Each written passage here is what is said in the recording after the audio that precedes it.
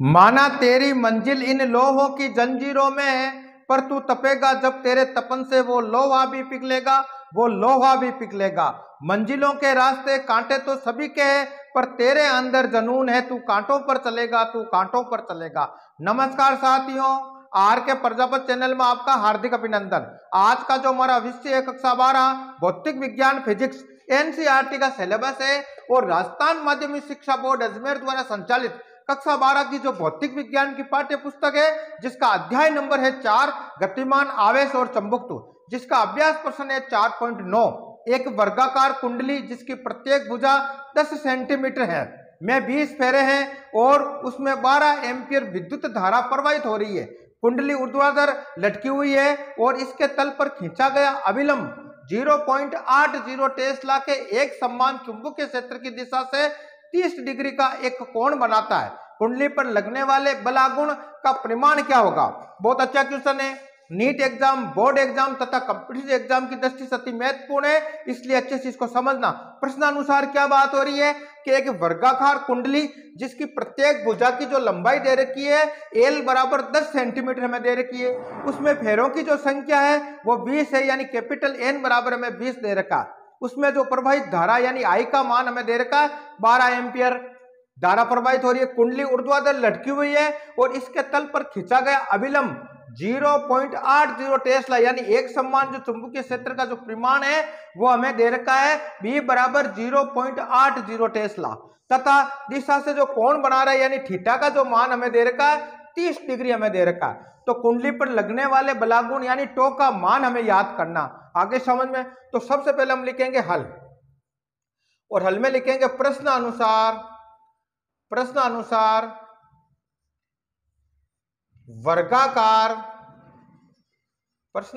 वर्गाकार कुंडली की भुजा की लंबाई और यह हमें प्रश्नानुसार कितना दे रखा है कि एल बराबर हमें दे रखा है 10 सेंटीमीटर। एम केस में चेंज करेंगे तो क्या हो जाएगा भाई कि 10 इंटू 10 की घात -2 मीटर हो जाएगा।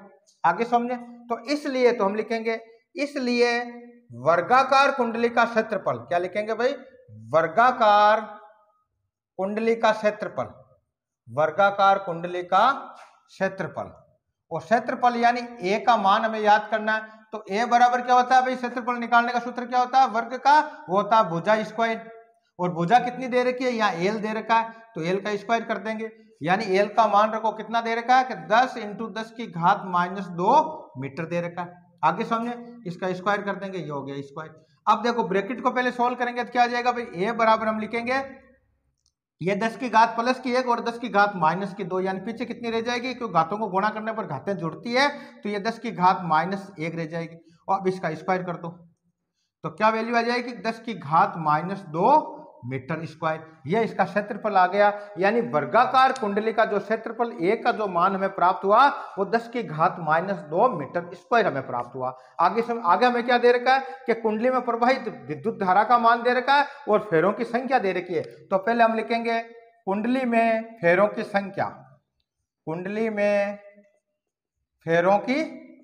संख्या, और फेरों की जो संख्या यानी कैपिटल एन बराबर हमें कितना दे रखा है कि 20 फेरे, ये लिख दिया। और कुंडली में प्रवाहित विद्युत धारा का मान, तो हम लिखेंगे कुंडली में प्रवाहित विद्युत धारा का मान, और प्रश्नानुसार विद्युत धारा का मान कितना दे रखा है भाई कि आई बराबर हमें दे रखा है धारा का मान, यानी आई बराबर हमें दे रखा है 12 एम्पियर। आगे हमें क्या दे रखा है, कुंडली ऊर्ध्वाधर लटकी हुई है, उसके तल पर खींचा गया अभिलंब 0.80 टेस्ला का एक समान चुंबकीय क्षेत्र की दिशा से 30 डिग्री का कोण यानी थीटा का मान हमें दे रखा है और बी का मान हमें दे रखा है। तो हम लिखेंगे एक समान, क्या लिखेंगे भाई, एक समान चुंबकीय क्षेत्र यानी बी का मान या परिमाण वो कितना दे रखा भाई हमें कि वो बी बराबर हमें दे रखा है 0.80 टेस्ला। आगे समझे, तथा थीटा का मान कितना दे रखा है, जो थीटा बन रहा है थीटा हमें दे रखा 30 डिग्री। आगे समझे, अब प्रश्न हमें क्या पूछ रहा है, कुंडली पर लगने वाले बलागुण का परिमाण क्या होगा, यानी टो का मान हमें याद करना। तो हम लिखेंगे, तो इसलिए कुंडली पर लगने वाला बलागुण का परिमाण हमें याद करना है, यानी परिमाण टो का मान हमें याद करना है। और टो निकालने का सूत्र क्या होता है? टो इक्वल टू हो जाएगा NBIA साइन थीटा। आगे समझे तो हम लिखेंगे मान रखने पर। क्या लिखेंगे भाई? मान रखने पर। इस सूत्र में मान रखेंगे। बताओ अब इसके अंदर देखो, मान रखो भाई, क्या हो जाएगा? टो इक्वल टू हो जाएगा, एन का मान कितना है? 20, बी का मान कितना दे रखा है? एक समान चुंबकीय क्षेत्र का जो परिमाण है वो आपके 0.80 टेस्ला दे रखा है, इंटू आई का मान कितना दे रखा है कि 12 एम्पियर, इंटू ए का मान क्षेत्रफल कितना निकला? वो 10 की घात -2 मीटर स्क्वायर। और साइन थीटा का मान कितना है? 30 डिग्री, तो हम लिखेंगे साइन 30 डिग्री। आगे समझे। अब हम जानते हैं, हम क्या करेंगे भाई कि साइन 30 डिग्री का जो मान होता है वो कितना होता है? 1/2। ये वैल्यू यहाँ रख देंगे तो देखो क्या आ जाएगा, तो हम लिखेंगे टो इक्वल टू हो जाएगा 20 इंटू 0.80 इंटू 12 इंटू 10 की घात -2 इंटू साइन 30 का मान कितना होता है? साइन 30 डिग्री का 1/2। अब जो संख्या कटती है उसको काट देते हैं, 2 से 1 बार, ये 2 से 10 बार कट गया। अब देखो क्या आ जाएगा, तो हम लिखेंगे टो इक्वल टू हो गया 10 इंटू 0.80 इंटू 12 इंटू 10 की घात -2। आगे समझे। अब देखो आगे सल करेंगे तो क्या आ जाएगा, यहाँ देख लेते हैं। तो हम लिखेंगे टो इक्वल टू हो जाएगा आपके 10 को इससे मल्टीप्लाई करेंगे तो कितना हो जाएगा भाई? ये 0.8 है तो ये वैल्यू आ जाएगी इसकी, ये हो जाएगा भाई 8 इंटू 12 इंटू 10 की घात -2 हो जाएगा। अब देखो आप टो इक्वल टू हो जाएगा 8 को 12 से मल्टीप्लाई करेंगे तो कितने हो गए? 12 8 96, 96 इंटू 10 की घात -2। और ये इसकी जो यूनिट होती है बलागुण की, वो होती है न्यूटन मीटर। तो इस प्रकार कुंडली पर जो लगने वाला बलागुण होगा वो 96 इंटू 10 की घात -2 न्यूटन मीटर होगा।